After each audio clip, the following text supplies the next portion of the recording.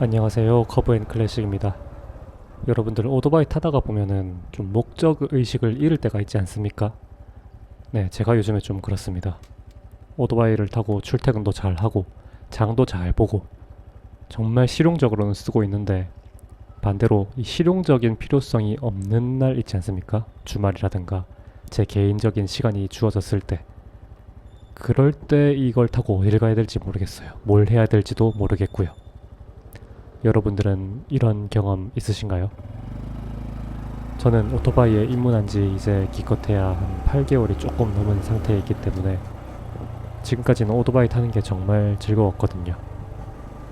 저번 봄에는 날이 풀렸을 때 반차를 쓰고 나와가지고 주변에 내가 갈 수 있는 가장 먼 곳까지도 갔다가 오고 주말에는 괜히 국밥 먹으러 천안까지 내려갔다 오고 그랬습니다. 불필요한 행동을 한 거죠. 경제적으로 봤을 때는 비합리적이고 불필요한 행동이지만 어떻게 보면 취미라는 게 그런 거 아니겠습니까? 취미에서 경제적 합리성과 경제성을 뭐 이런 걸 따지고 있으면은 그게 취미로 성립이 되지 않죠. 그거는 생업이죠. 오토바이를 이용해서 경제적 합리성을 따지려면은 배달해야죠, 배달. 근데 저는 배달을 하고 부업을 하려고 오토바이를 산 게 아니기 때문에 사실 취미용으로 산 게 맞다고 봅니다. 근데 이 취미라고 한다면 내가 시간이 날 때 이걸 좀 더 재밌게 즐기고 더 잘하기 위해서 시간과 노력을 들여야 그게 진정한 취미라고 할 수가 있는데 요즘 따라 좀 목적성을 잃은 느낌이 들어요. 그래서 지난번에 집사람도 약속이 있어가지고 어디 나가고 집에 혼자 있을 적이 있었습니다. 그때 정말 할 게 없는 거예요. 집안일도 다 해놨고 운동도 다녀왔고 아침밥도 먹었는데 할 게 도무지 떠오르지가 않아가지고 일단 컴퓨터 앞에 앉았습니다. 컴퓨터 앞에서 그래, 내가 어디든 스탬프 투어 같은 거 하는 지자체 있으면 그게 전국도 어디든 내가 간다. 오늘 토요일인데 못 갈 데가 어디 있노. 멀리 있으면 하루 자고라도 온다. 이 마인드로 스탬프 투어 이 키워드로 네이버에 검색을 해봤어요. 그랬더니 이게 웬일입니까? 제가 살고 있는 성남시가 뜨는 게 아니겠습니까? 네, 성남시에서 이게 제가 그걸 검색한 게 10월 5일 토요일이었는데 10월 5일부터 마침 그날부터 성남 페스티벌을 진행한다고 합니다. 그리고 페스티벌의 일환으로 성남시에서 제작한 어플을 하나 깔고 스탬프 투어를 하면 선착순 100명에게 한 만원 상당의 기프티콘을 준다는 거예요. 그게 딱 보도자료에 떠 있는 겁니다. 그래서 잠깐 지금 시간 몇 시지 하고 보니까 한 10시 조금 넘었던 걸로 기억을 하거든요. 이거 100명이면 가능성 있다 싶어가지고 바로 나갔습니다. 바로 나가서 지금 성남 스탬프 투어를 하고 있고요. 어플 이름은 성남마실입니다. 성남마실. 성남을 왔다 갔다 하면서 마실 다녀봐라 이런 취지로 만든 어플인 것 같은데 이 어플을 보시면 다양한 혜택들이 있어요. 볼거리가 어디에 있고 놀거리, 잠자리, 먹거리 추천, 캠핑장 추천 이런 온갖 것들이 다 있는데 제 생각에는 이 어플의 주요 목적은 이 스탬프 투어인 것 같습니다. 이 스탬프 투어는 성남의 이곳저곳을 이제 트레일이라고 하죠. 트레일. 미국에서는 그런 트레일이 굉장히 많다고 하는데 어떤 특정한 테마를 주제로 엮어놓은 코스 이런 거를 트레일이라고 한다고 합니다. 네, 이런 스탬프 투어 트레일이 20몇 개가 있더라고요. 제가 봤을 때는 그거 중에서 한 개라도 완료를 하고 그럼 수료증을 주는데 이 수료증을 인증해가지고 네이버 폼에다가 올리면 선착순 100명에게 혜택을 주겠다라는 그런 스탬프 투어 이벤트였습니다.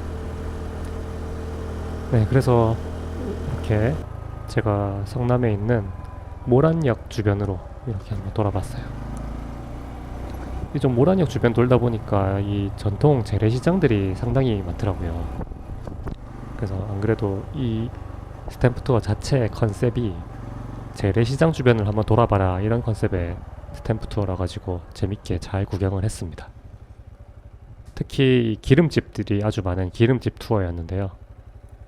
제가 기름이 당장 필요한 것도 아니고 그렇기 때문에 딱히 소비는 하지 않았지만 재밌게 투어를 하고 왔습니다.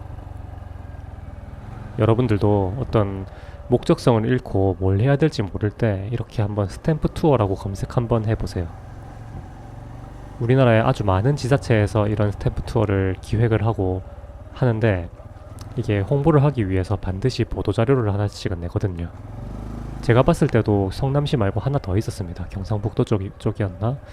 하나 더 있었는데 이렇게 종종 지자체에서 하는 스탬프 투어를 보면 딱히 돈 쓸 일도 없고 그리고 그 투어를 했을 때 작은 혜택까지 있기 때문에 뭔가 아주 동기부여가 된다고 할 수가 있죠. 물론 사설 스탬프 투어들 많습니다. 지금 제가 알기로는 혼다에서도 하고 있고 홍진, HJC 거기서도 하고 있는 걸로 알고 있습니다. 할리에서도 하던가요? 어쨌든 그런 사설 스탬프 투어들도 물론 재밌고 흥미가 있지만 그거는 전부 다 좀 사설 카페 위주로 되어 있다던가 그게 아니라면 전국 투어를 다 돌아다녀야 되는 좀 부담감이 있기 때문에 저 같은 저배기량 원동기 유저에게는 좀 부담이 되는 게 사실입니다. 그럴 때 어떤 지자체에서 하는 스탬프 투어를 한번 가보세요. 제가 옛날에 있었던 일인데 가족 여행을 한번 저기 단양 쪽으로 갔거든요. 단양 쪽에 갔는데 어디 갈 때마다 스탬프가 있는 겁니다. 이게 뭐지? 그때 스탬프 투어라는 거 자체가 아주 생소했거든요. 이거 자전거 길에서나 보이는 거 아닌가? 이게 왜 이런 데 있지 하고 하나씩 그 여권 같은 걸 받아가지고 찍어봤어요. 다 찍어서 이제 갖다 줘보니까 축하한다면서 소금을 한 5kg짜리 아주 큰 소금을 하나 주더라고요. 그것도 구운 소금 아주 좋은 거였습니다. 비싸 보이는 거. 그러면서 이거 하는 분이 잘 없는데 젊은 분이 이렇게 오셨네요. 하나 더 받아가세요 하면서 한 개 더 주는 겁니다. 소금 10kg이 생겨버린 거죠. 그래서 이거 가족들도 아주 좋아하고 가족들이 그 소금 오래오래 아주 잘 쓰고 잘 먹었던 기억이 납니다. 이렇게 지자체에서 예산 들여서 하는 스탬프 투어는 이런 해자로운 혜택이 있는 경우가 많습니다. 사실 저번에 양평에서도 이런 스탬프 투어를 하길래 하나 갔다 왔는데 공짜로 한 3개 정도만 돌면은 귀여운 양춘이라고 하는 양 캐릭터 인형 열쇠고리를 하나 주더라고요. 근데 그것도 지금 잘 받아가지고 어디에 쓸지 모르겠지만 지금 집에 잘 모셔두고 있습니다. 이렇게 여러분들 우리 오토바이의 장점이 뭡니까? 압도적인 기동력과 주차 편의성 아니겠습니까? 그런 점에서 이런 스탬프 투어 하는데 남들보다 우리가 훨씬 더 우위에 있고 훨씬 더 유리한 입지에 있습니다. 그래서 한 번씩 지자체 스탬프 투어에 이렇게 참여하셔가지고 그 동네 구경도 한번 해보시고 그 동네에서 점심 저녁도 한 번씩 드시고 이렇게 재밌는 경험도 하고 상품도 받아가 보시면 좋을 것 같습니다. 네, 이 투어의 마지막 코스인 공원에 앉아가지고 잠시 좀 휴식을 즐기고 고독을 즐기다가 커피를 마시러 갔어요. 주변에 이디야 커피 좀 고즈넉한 데가 있길래 거 가서 커피 한 잔 마시고 이제 뭐 할까 이대로 집에 가긴 아쉬운데 싶은데 어디 가기에는 또 조금 부담스러운 거예요. 이럴 때마다 이게 참 원동기의 한계가 조금 느껴진다고 해야 되나? 이게 좀 핑계일 수도 있는데 속도가 워낙 안 나는 원동기다 보니까 이걸 타고 막 100km 이상씩 장거리 가기는 조금 심적 부담이 되는 게 사실입니다. 국도 타가지고 막 엄청 오래 달릴 때 당연히 최하위 차선으로 달리지 않겠습니까? 그때 일단 제 자신이 답답하기도 하고 뭐 답답한 거야 제 마음을 다스리면 된다고 하지만은 뒤에서 큰 덤프 트럭들이 저 이제 추월하잖아요. 추월하고 제 앞에서 달리는데 제가 쥐어짜면은 85km 막 이렇게 나오는데 딱 덤프 트럭도 그거보다 조금 빠른 속도나 비슷한 속도로 달리거든요. 그러면 요즘 덤프 트럭들이 그나마 요즘 좀 괜찮아졌지만 여전히 과적하고 이 적재 상태가 불량한 덤프 트럭들이 굉장히 많습니다. 그 적재 상태가 불량한 덤프, 특히 건축 폐기물이나 이 골재들을 실은 그런 덤프들은 뒤에 따라가면은 돌이 엄청 튑니다. 돌뿐만이 아니죠. 뭔가 뭐 철근 같은 게 갑자기 툭 떨어질 때도 있고 아주 위험해요. 쿼터급만 돼도 그 정도 이게 덤프들은 리밋이 걸려있기 때문에 시속 한 8, 90km의 리밋이 있기 때문에 쿼터만 돼도 그거 제낄 수 있거든요. 근데 원동기는 절대 못 제낍니다. 같이 가야 돼요. 그렇다고 속도를 줄여가지고 그냥 거리를 쭉 벌려버리기에는 갈 길이 먼데 좀 마음이 급하고, 근데 그런 일이 계속 있다 보니까 이게 원동기를 타고 멀리 가는 거는 아직은 조금 부담이 되더라고요. 물론 이걸로 전국 투어 다 하시고 심지어 뭐 유라시아 투어 하시는 분들도 계신데 이 말 하는 것 자체가 핑계일 수도 있습니다만은 어찌됐든 좀 부담이 되는 건 사실입니다. 네, 그래가지고 어디 가야 되지? 그냥 집에 갈까 하다가 이제 제가 성남에 살지 않습니까? 근데 성남시는 아주 아픈 역사가 있는 사실 그런 도시예요. 우리가 성남 생각하면은 보통 한 2개에서 3개 정도로 분리해서 생각을 하잖아요. 이제 분당, 그리고 판교, 그리고 구성남, 이렇게 2개에서 3개, 분당 판교를 하나로 보시는 분들도 있으니까 한 2개에서 3개 정도로 이렇게 분리해서 생각을 하시는데, 이게 사실 우리가 구성남이라고 부르는 성남이 사실은 원도심이거든요. 성남 원도심. 그리고 그분들은 자기들을 구성남이라고 부르는 거를 당연히 썩 반기지는 않습니다. 그래서 저는 지금부터는 구성남이라고 안 하고 성남 원도심 또는 뭐 수정구와 중원구 이런 식으로 좀 가치 판단이 없는 그런 말로 한번 표현을 대체하겠습니다. 근데 이렇게 성남 원도심들을 가보면 지도를 보면은 아주 바둑판처럼 굉장히 반듯하게 딱 나누어져 있어요. 여기는 저는 처음에 성남에 대해서 아무것도 몰랐을 때 이거는 뭐 계획도시인가? 계획도시 마냥 이렇게 블록블록 되어 있노? 근데 계획도시라고 하기에는 왜 이렇게 좀 산도 안 깎고 산 비탈에다가 이렇게 만들어가지고 성남 인셉션이니 뭐 그런 비아냥과 놀림을 받게 그런 식으로 도시계획을 했을까라는 생각을 하고 그냥 넘어갔거든요. 근데 알고 보니까 이 성남시에는 아주 좀 아픈 역사가 있더라고요. 옛날에 이제 박정희 시대 이야기인데요. 박정희 시대 이제 1971년에 광주 대단지 사건이라고 들어보신 적 있으실 겁니다. 네, 광주 대단지 사건의 배경을 보면은 옛날에 서울이 막 발전하고 대한민국이 공업화 도시화되면서 서울의 이촌향도 해가지고 그 시골 사람들이 엄청 올라왔다고 해요. 그러다 보니까 서울의 주택은 부족하고 사람은 몰려들다 보니 무허가 판자촌이 그렇게 난립했다고 합니다.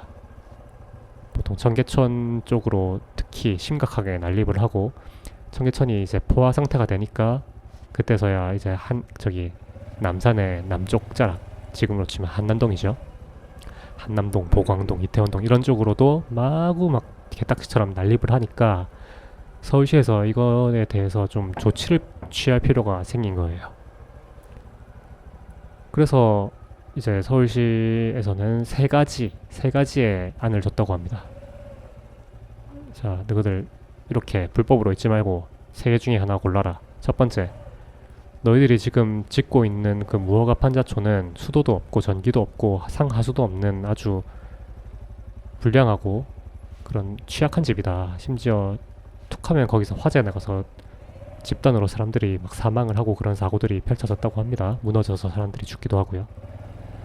너희가 이거를 우리가 정한 기준에 맞게 개량을 해라. 그럼 우리가 이 땅을 너희한테 불화를 하겠다. 이거를 너희의 집으로 우리가 인정을 해주겠다 이거죠. 그때 이제 한남동에 그렇게 터를 잡았던 분들이 다 개량을 해갖고 한남동 지금으로 치면 그 금싸라기 땅을 자기의 소유로 돌릴 수가 있었다고 합니다. 두 번째, 우리가 시민 아파트를 열심히 지어줄 테니까 글로 들어가라 라고 해서 서울에 이리저리 시민 아파트를 많이 건립을 했다고 해요. 근데 이 시민 아파트는 그 와우 아파트라고 해서 그게 완전히 무너지면서 완전 그냥 백지화 되어버리죠. 세 번째로는 안되겠다, 그냥 너희들 다 모이라, 우리가 정한 곳으로 너희들 다 가쁘라 해가지고 집단 이주지를 조성해주기로 합니다. 그게 바로 광주 대단지였어요.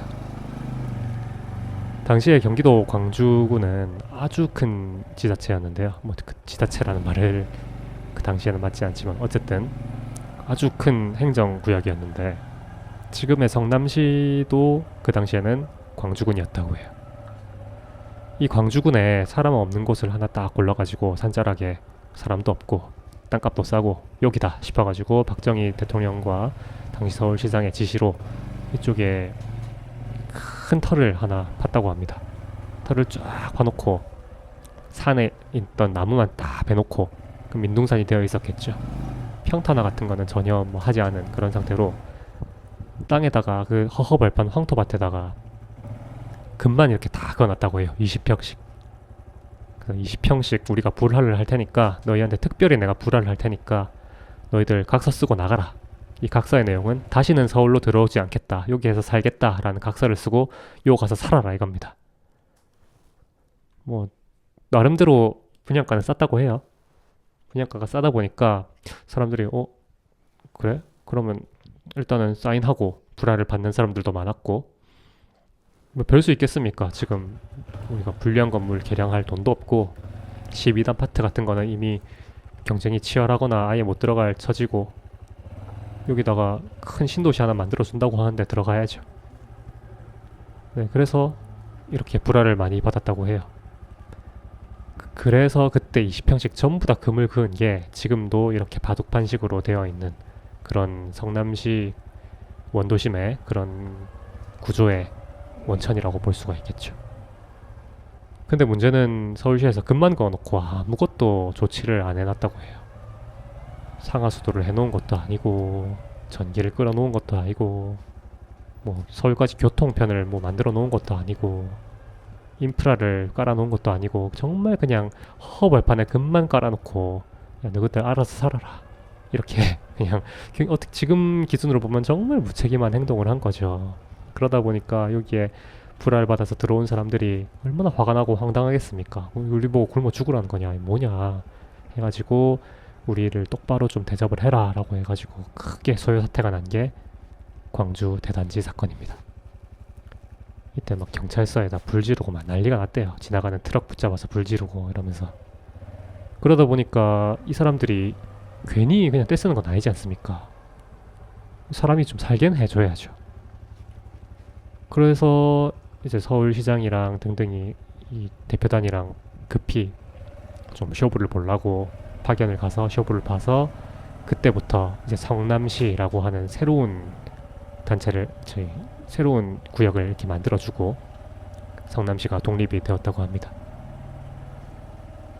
그리고 교통 같은 것도 아주 많이 발전을 시켜주기 위해서 서울 버스도 많이 놔주고, 지하철 8호선도 이 사람들의 민심을 좀 달래기 위해서 서울시에서 운영하는데도 불구하고 이렇게 성남 구도심을 구도심이 아니죠, 성남 원도심을 뺑뺑 도는 성남 마을버스처럼 만들어 놓은 것도 다 그게 원인이라고 할 수 있겠죠.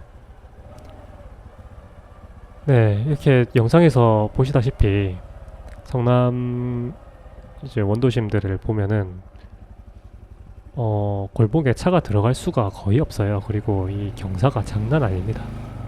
이게 커브 타다가 잘못하면 윌리 돼가지고 뒤집힐 뻔했습니다. 이거 여기서 산다고 하면 오토바이는 필수인 것 같고, 오토바이도 고백이랑 같이 무겁고 돌리기 힘든 거는 힘들겠더라고요. 제가 여기 산다면 저는 무조건 커브입니다. 커브가 필수인 그런 동네라고 볼 수가 있겠습니다. 지금은 이제 성남에 이런 많은 원도심들이 재개발이 돼가지고 아파트 단지들로 아주 많이 탈바꿈이 되고 있는데, 아직 그렇게 시행이 안 된 동네들도 아주 많아요. 근데 제 생각에는 한 30년 지나면 이 모습도 다시는 보기 힘들지 않을까, 전부 다 재개발이 돼서 아파트 단지로 되어 있지 않을까 싶습니다. 여기 오토바이 타고 한 번씩 와 보시면은 되게 흥미로워요. 아주 흥미롭고, 어떻게 이런 80년대, 7, 80년대 모습을 그대로 간직하고 있는 동네가 이렇게 있지? 싶을 정도로 아주 골목골목 재미있는 그런 장면들을 볼 수가 있습니다. 여러분들도 아무튼 재밌게 이렇게 돌아다니면서 즐거운 즐길거리 정보 있고 하면은 댓글로 공유를 좀 해주시면은 감사할 것 같습니다. 저도 요즘에 오토바이 타고 어딜 가야 될지 모르겠어요. 성남 투어는 이미 했고 다음에 또 어디 갈지 하고 있습니다. 네, 즐거운 주말 보내시고요. 안전 라이딩 하십시오. 감사합니다.